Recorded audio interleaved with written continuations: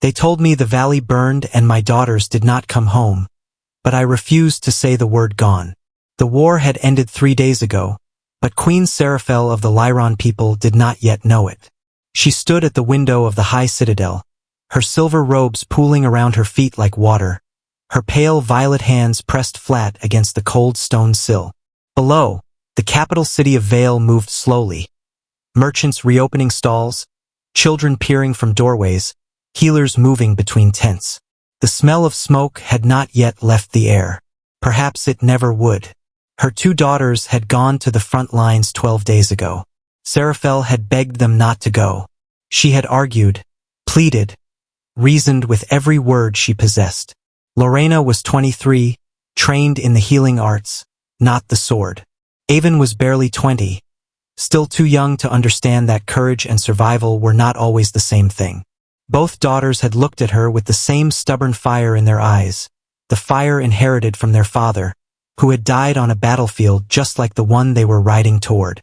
She had let them go because she had no right to stop them. She was their queen before she was their mother. But now, on the 3rd day of silence, she was only their mother.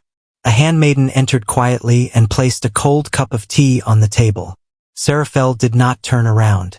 She heard the soft footsteps leave, and then there was only the wind again, curling through the open window, smelling of ash and turned earth. The messenger arrived at midday.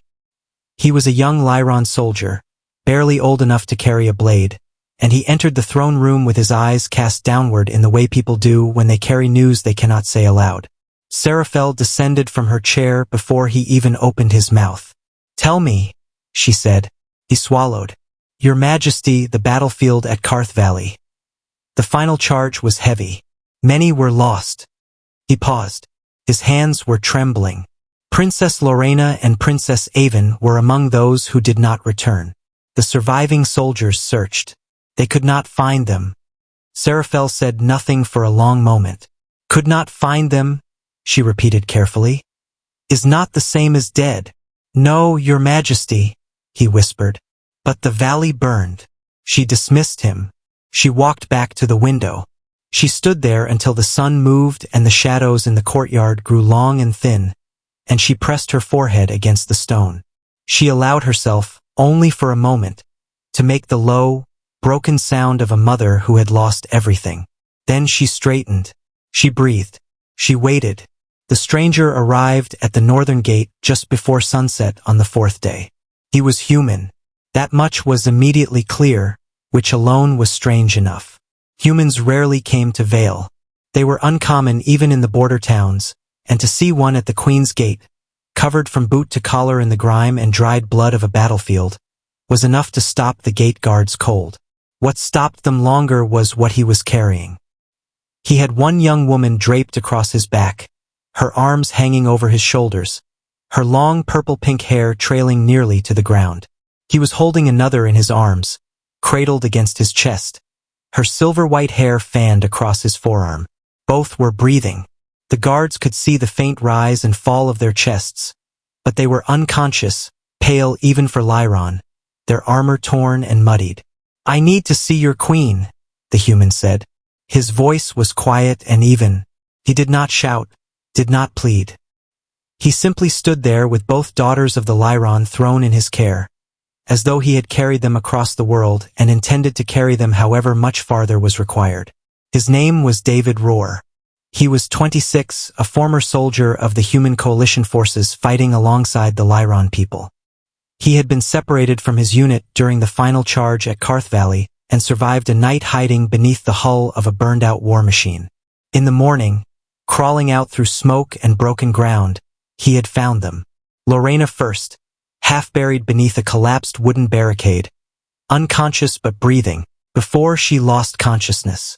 Then Avon, 30 feet farther, lying on her side in the mud, her leg twisted but not broken, her pulse steady beneath his fingers. He had no horse. The valley was 4 days from Vale on foot. He had walked. Saraphell was in the healing wing when they brought him in. She heard the commotion before she saw it. Voices rising, quick footsteps, a name spoken twice in urgent tones. She came around the corner and stopped. David was standing in the corridor, still holding Avon, refusing to release her until a healer he could trust took her weight. Lorena had already been placed on a cot, and 3 healers were bent over her. Saraphell's breath left her body. She crossed the room and knelt beside Lorena's cot and took her daughter's cold hand between both of hers. She could feel the faint pulse at the wrist. She pressed her lips together and closed her eyes. Then she stood, crossed to where Avon lay, and did the same. Held her hand, counted her heartbeat, and breathed. When she turned to face the human, he was watching her with an expression she could not immediately name. Not pride, not expectation, something quieter. He was exhausted, still covered in battle grime, with a wound across his left forearm wrapped in a strip of torn cloth dried to the skin. "You carried them," she said. "Yes." "4 days." "Yes." Saraphell looked at him for a long moment. In her language there was a word, theory, with no direct translation in the human tongue. It meant something like the one who returns what was believed lost. Her people used it rarely, and only when they meant it entirely. "What is your name?" she asked. "David," he said. "David Rohr. I was with the Coalition 3rd Unit. I don't have a rank anymore. The unit's gone." She nodded once. "Then you will stay here until my daughters wake, so that the first faces they see are those of the people who love them. And after that, David Rohr, you will tell me what you need and I will see that you have it, whatever it is." He looked at her steadily.